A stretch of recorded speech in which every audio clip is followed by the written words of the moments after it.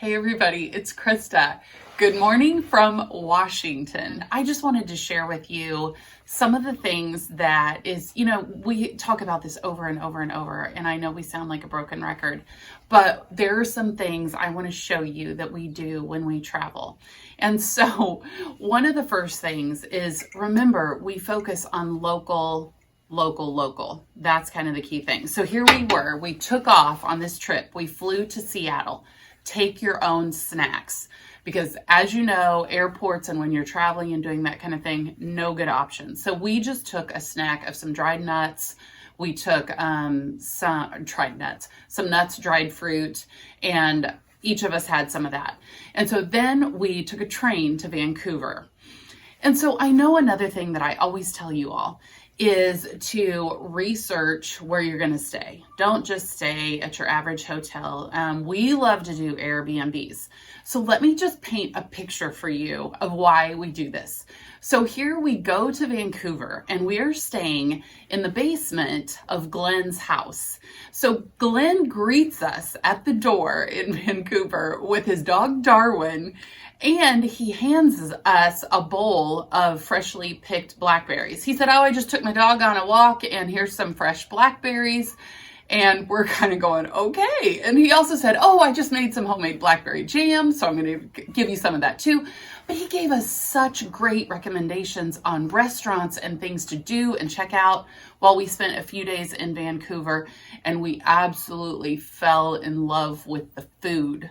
We ate at an Indian restaurant, a local Indian restaurant that blew our minds.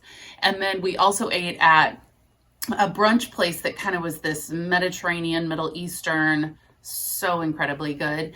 And then we also found a place to eat lunch, and we were literally sitting in the garden where they grow the ingredients for the food. And so that was also spectacular. Some of those meals we are going to turn into recipes on the website, so stay tuned for that. So the other thing that we did is then we took off on an Alaskan cruise. Now I want you to watch our video where we're going to talk more about how to do real food on a cruise. So we spent a week in Alaska, and then after that we went to Victoria, then got a rental car and went to Anacortes, Washington. So here's another Airbnb that absolutely blew our minds. So we show up, again, it's an apartment in the bottom of their house. And so the first trail that we go to find in Anacortes, Washington, we were in the wrong place, but we stumbled upon rows and rows and rows of blackberry bushes. So here we start picking blackberries right off the bushes. So one tip is always have a Ziploc bag with you, which I happen to have, thankfully. And we filled a bag of blackberries. So that Airbnb, oh my gosh, was amazing. They told us, they said, they did not know that we were real food fanatics like we were, but they said, "You know what? We have a garden. Help yourself to the kale and the Swiss chard." And Scott had literally just said, "I would love to find some apples on this trip to Washington." So the owners of the Airbnb said, "Oh, by the way, there's an apple tree right outside your door."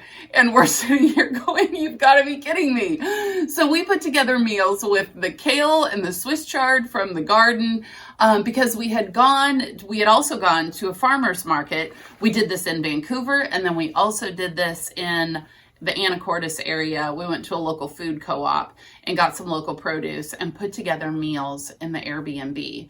When you can stay at places like this is not your normal hotel. And so then we basically wrapped up the trip with hiking in Olympic National Park. And this is another Airbnb, and we have pictures to prove that it did not look like this the whole time we were here.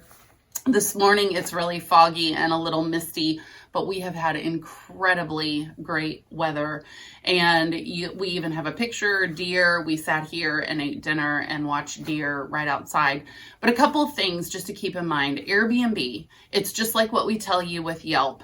When we search out local restaurants using Yelp, we look at the ratings and we look at the reviews. We do that with Airbnb as well, because that is a huge help in finding the local gems. And we would love to hear from you. So if you have these local hidden gems that we need to check out, and then of course add some details to the website about them, we would love to hear from you.